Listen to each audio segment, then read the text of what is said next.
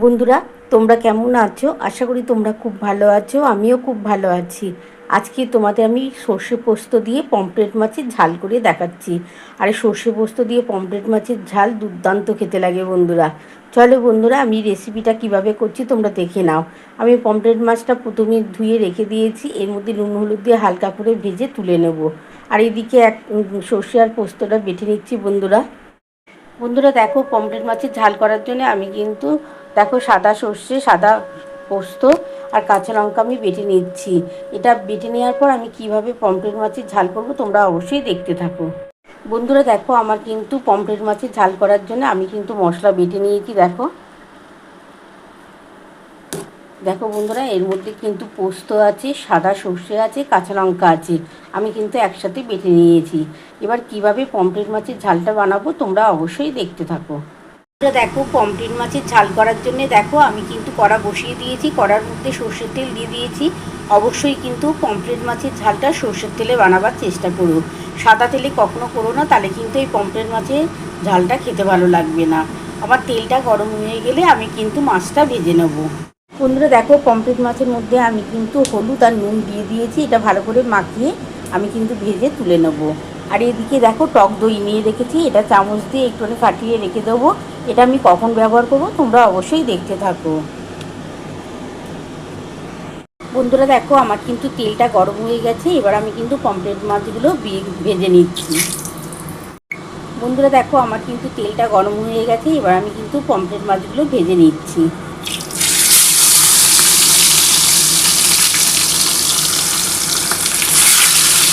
আর মাছের সাইজটা একটু বড় আছে বন্ধুরা, তাই জন্য আমি কিন্তু 3 পিস করে ভেজে নেব। প্রথমে এই মাছগুলো ভেজে তুলে নেব, তারপরে যে কটা বাকি থাকবে বন্ধুরা দেখো, এই যে কটা বাকি থাকবে এটা পরে ভেজে তুলে নিচ্ছি। বন্ধুরা দেখো, আমার প্রথম 3 পিস মাছ আমি ভেজে নিলাম। আমার কিন্তু 1 পিস হয়ে গেছিলো বলে আমি ভেজে দিয়েছিলাম। আমার এই 3 পিস ভাজা হয়ে গেছে, আমি এটা কিন্তু তুলে নিচ্ছি। আর যে 3 পিস বাকি থাকবে সেটা ভেজে নেবো বন্ধুরা। তারপর কিন্তু আমি রেসিপিটা শুরু করব। বন্ধুরা দেখো, আমার প্রথম 3 পিস কিন্তু ভাজা হয়ে গেছে। আমি এবার এগুলো তুলে নিচ্ছি। দেখো, আমি কিন্তু খুব ভালোভাবে ভেজে নিয়েছি। এবার এগুলো আমি তুলে নিচ্ছি বন্ধুরা। তারপরে যে কটা বাকি থাকবে দেখো বন্ধুরা, যে কটা বাকি আছে, যে আরও 3 পিস বাকি থাকবে, এটা আমি ভেজে নেবো। তারপর তোমাদের রেসিপিটা করে দেখাবো। বন্ধুরা দেখো, আমার কিন্তু 3 পিস মাছ ভাজা হয়ে গেছে। এবার আর 3 পিসের মতন বাকি আছে, সেটা ভেজে তুলে নেবো। আর 3 পিস আছে বন্ধুরা, এটা আমি ভেজে নিচ্ছি বন্ধুরা।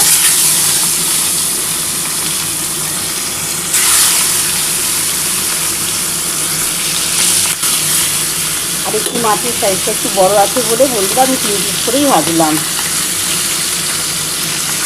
আর এটা কিন্তু পুরো রেস্টুরেন্টের মতনই রান্না হচ্ছে বন্ধুরা। দুর্দান্ত খেতে লাগবে। এর মধ্যে টক দই থাকবে বন্ধুরা। অবশ্যই কিন্তু তোমরা চেষ্টা করো যে সর্ষে পোস্ত কাঁচা লঙ্কার সাথে একটু টক দই দেওয়ার। তাহলে কিন্তু একদম পমফ্রেট মাছের ঝালটা দুর্দান্ত খেতে লাগবে বন্ধুরা। আর এই 3 পিস মাছ আমার ভাজা হয়ে গেলে আমি এটা তুলে নেবো। আর এইদিকে দেখো বন্ধুরা, 3 পিস কিন্তু আমার ভাজা হয়ে গেছে। বন্ধুরা দেখো, এই যে 3 পিস মাছ আর বাকি আছে, এটা ভেজে নিচ্ছি। ভেজে আমি এটা তুলে নেবো। আর এইদিকে বন্ধুরা দেখো, 3 পিস আমার মাছ ভাজা হয়ে গেছে। এগুলো সমস্ত মাছ ভাজা হয়ে গেলে আমি রেসিপিটা শুরু করবো। বন্ধুরা দেখো, আমার কিন্তু 3 পিস মাছ আগেই ভেজে নিয়েছিলাম। আর এই 3 পিস আমার ভাজা হয়ে গেছে বন্ধুরা। আমি এবার এটা তুলে নিচ্ছি। তারপরে এই তেলের মধ্যে প্রথমে আমি কিন্তু কালো জিরে আর কাঁচা লঙ্কা দেবো। তোমরা দেখতে থাকো পরপর আমি কিভাবে করছি। বন্ধুরা দেখো, আমার কিন্তু ভাজা হয়ে গেছে। এবার আমি কিন্তু তুলে নিচ্ছি।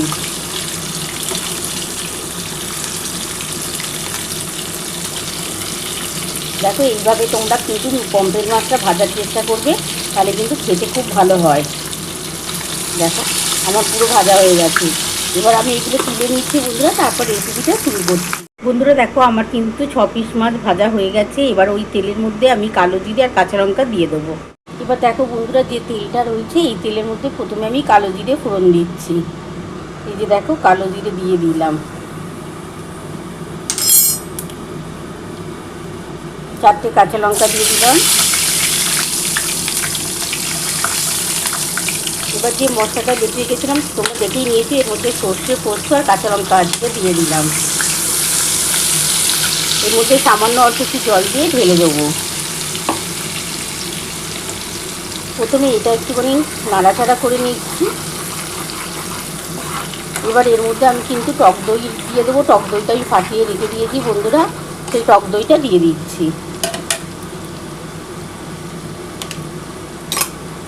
দেখো বন্ধুরা, এই যে টক দই আছে সেই টক দইটা দিয়ে দিলাম। তেলের মধ্যে আমি কিন্তু কালো জিরে কাঁচা লঙ্কা ফোড়ন দিয়েছিলাম, তার মধ্যে কিন্তু সর্ষে পোস্ত কাঁচা লঙ্কা বাটা দিয়েছি আর টক দইটা দিয়ে দিয়েছি। এবার আমি পরিমাণ মতো নুন দেবো, হলুদ দেবো আর সামান্য অল্প একটু চিনি দেবো।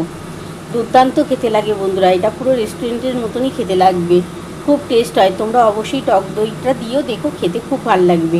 আমি কিন্তু 2 চামচের মতন নুন দিয়ে দিলাম, ছোট চামচ, আমার কিন্তু বড় চামচ না, ছোট চামচে 2 চামচ নুন দিয়ে দিলাম। 1 চামচের মতো হলুদ দিয়ে দিলাম,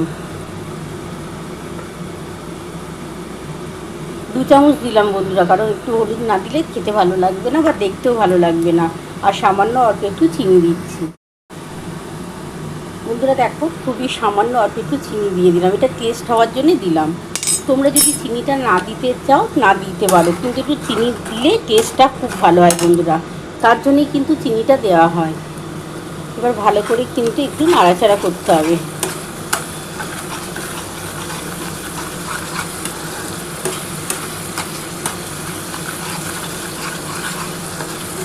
একটু ভালো করে মশলাটা কষানো হয়ে গেলে, তবে খুব বেশি কিন্তু মশলাটা কষাবো না, কারণ বেশি মশলা কষালে তেতো হয়ে যেতে পারে সর্ষেটা, তার জন্য কিন্তু আমি একটু হালকা করেই মশলাটা কষাবো। আমি কিন্তু নুন দিয়েছিলাম মশলাটা বাটার টাইমে, তোমাদের বলতে ভুলে গেছিলাম।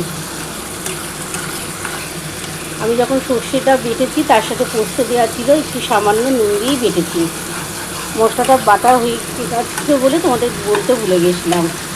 এবার আমি কিন্তু জল দিয়ে দিচ্ছি, আমি যে মশলার জলটা আছে সেই জলটা দিয়ে দিলাম।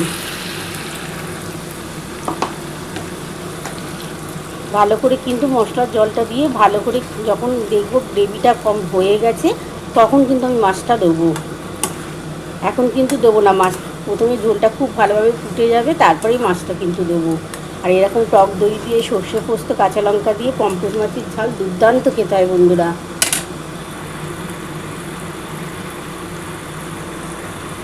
বন্ধুরা দেখো, আমার কিন্তু মশলাটা কিন্তু কমপ্লিট হয়ে গেছে। দেখো, তেলটা ওপর থেকে ভেসে উঠেছে, তার মানে মশলাটা খুব ভালোভাবে কষানো কমপ্লিট হয়ে গেছে। এবার আমি সামান্য অল্প একটু জল দিয়ে দিচ্ছি, কারণ আমার 6 পিস মাছ আমাকে তো দিতে হবে, তার জন্য সামান্য অল্প একটু জল দিয়ে দিলাম।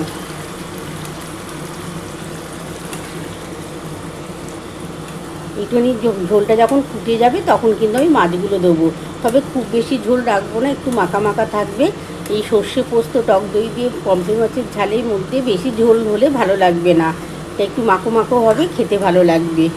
একটু ঝোলটা ফুটে যাক বন্ধুরা, তারপরে কিন্তু আমি মাছগুলো দিয়ে দেবো।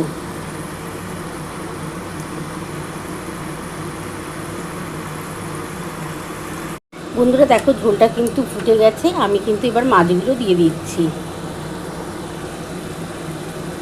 আমি সমস্ত মাছগুলো দিয়ে দিলাম।